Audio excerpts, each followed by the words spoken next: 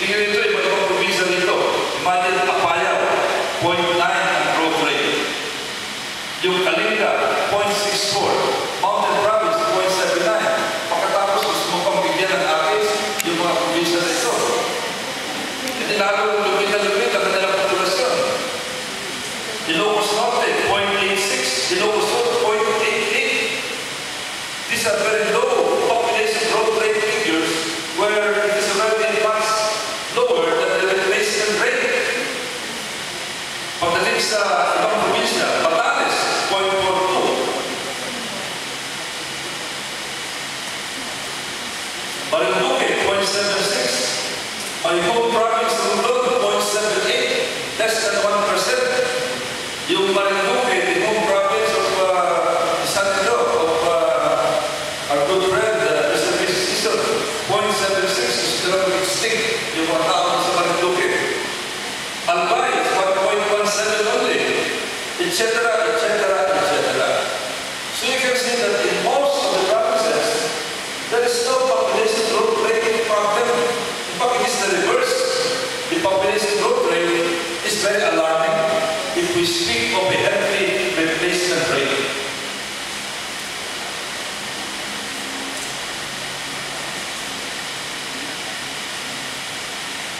Nanda Delicani, isa sa mga ibinagalan na industrialist in India, a billionaire, a dollar billionaire, founder of Infosys, an Indian entrepreneur, one of the world's billionaires, naglabas ka isang libro, Imagining India, and in fact has gone to many lectures all over the world, in Harvard, in the London School of Economics, etc., etc. And one of the topics that he would mention in speaking of the development and growth of India as an emerging superpower is population. Anong sinabi ni Nanda Delicani? Ang sabi niya, India is entering a phase of demographic dividend. India no longer views its large population as a liability but as an asset. Not anymore a liability but as an asset. And he explained further in his book that the reason why India is so progressive is because of the demographic dividend. They have this vast, young reserves of manpower that they can react and respond very quickly to business opportunities. Marami silang manpower. Russia. The Russian president delivered his own solar last November 2010. Ano sinabi ni Russian President Medvedev? Nagbibigay siya ng bonus doon para sa mga Russian couples of the third child or more. Ano yung mga bonus ito? Better healthcare and free land for couples who have the third child or more. And what is the reason for this? Because of their declining population. They now have a population of 142 million and aging fast, tumatanda ang kanilang populasyon sa mga marami doon. Ang mga couples hindi na nanganak. Wala nang replacement rate. And they have to import 10 million laborers every year. Imagine they have to import 10 million laborers every year. We export 8.7 million. Ang tingnan nila napakarami na ito. But in their case, they have to import 10 million laborers every year because of the very unhealthy population growth rate and the aging population. Even Putin, the Prime Minister, repeated the same statement. South Korea has allocated $67.8 billion over the next 5 years to boost their growth rate. Imagine we're trying to spend billions of pesos to lower our growth rate, but here's a very progressive country that is spending more than our budget, $67.8 billion over the next 5 years, that is in US dollars, to boost their lowering their low birth rate. And then it is projected by no less than Goldman Sachs that the low population increase is going to start the growth of Korea. In fact, mayroon siyang projection dito kasi kabalik ng population policy ng Korea. Ang sabi ng mga expert developers, if you commit a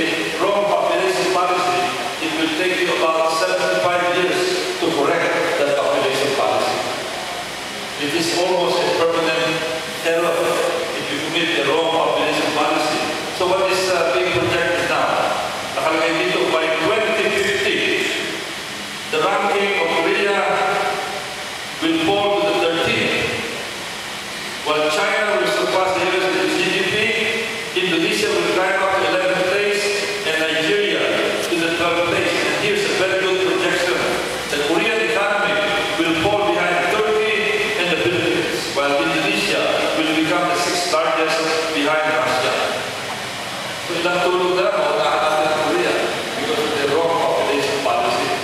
And here are the average people saying that our population policy is the reason for our economic problems.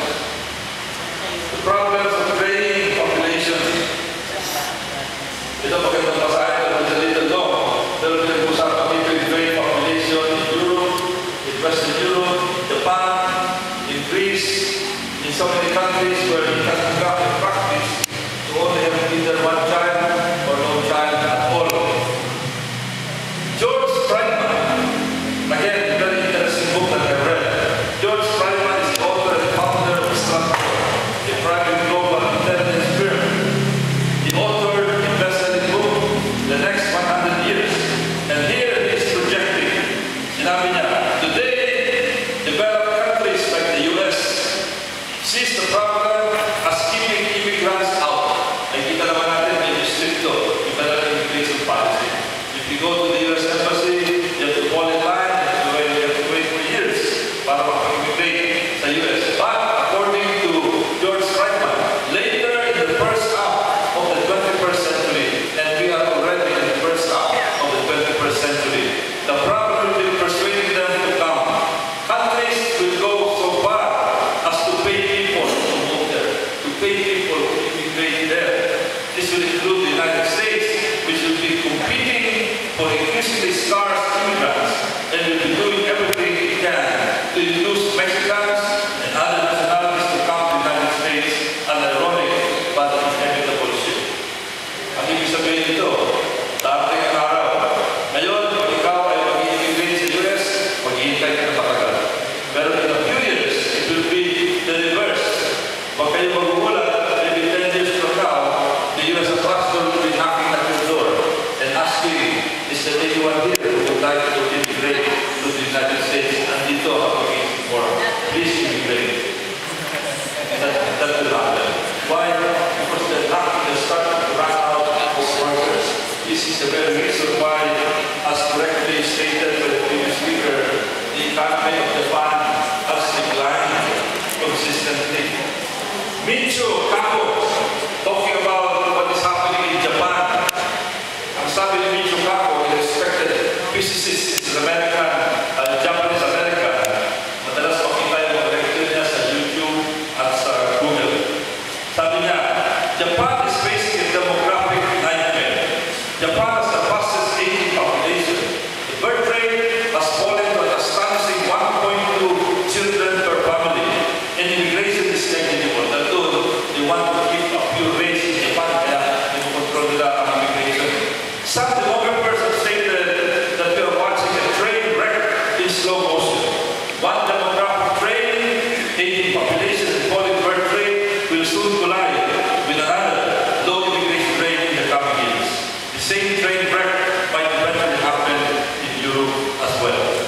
Japan's demographic problem, etc., etc. And now I go back to our overseas Filipino workers.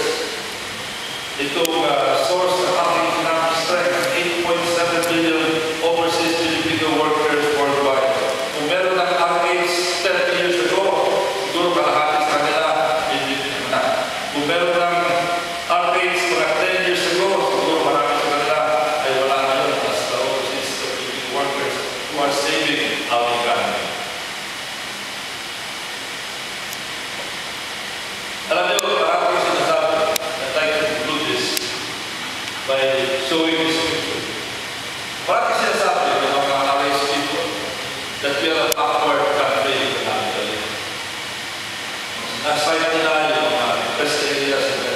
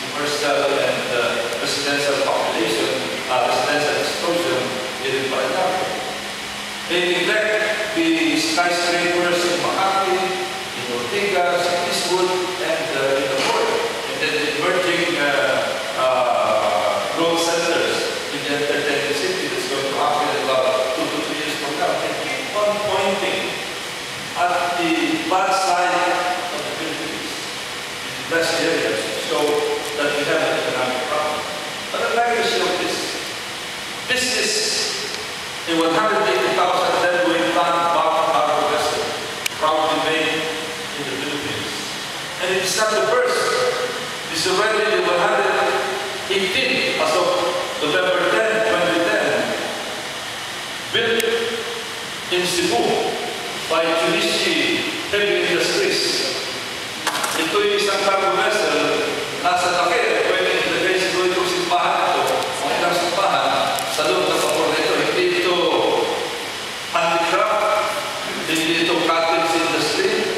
This is a super industrial product, and it has made the Philippines the number 4 shipbuilder in the world. Number 4 shipbuilder in the world. Hindi lang ito pagawa ng konti, kundi pagawa ng mga higante, giant mammoth ships that are now proudly flying the world and flying in the flags of so many countries.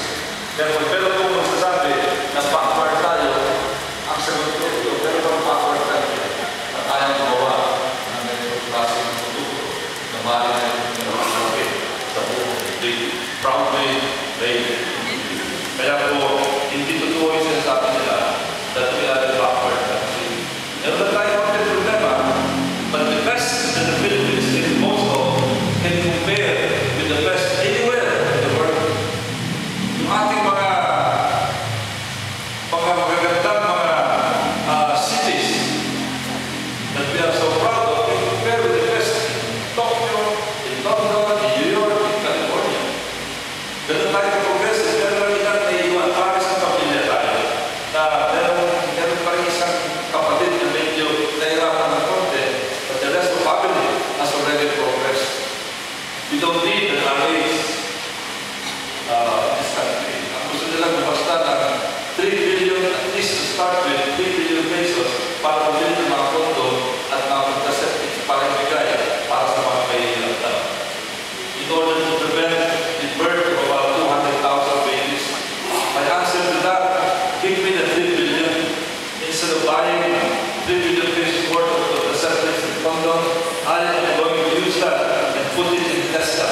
In order to train 200,000 Filipinos who cannot work because they lack the skills. Pero pag invest natin yung 3 billion sa Tesla, we can very easily train about 200,000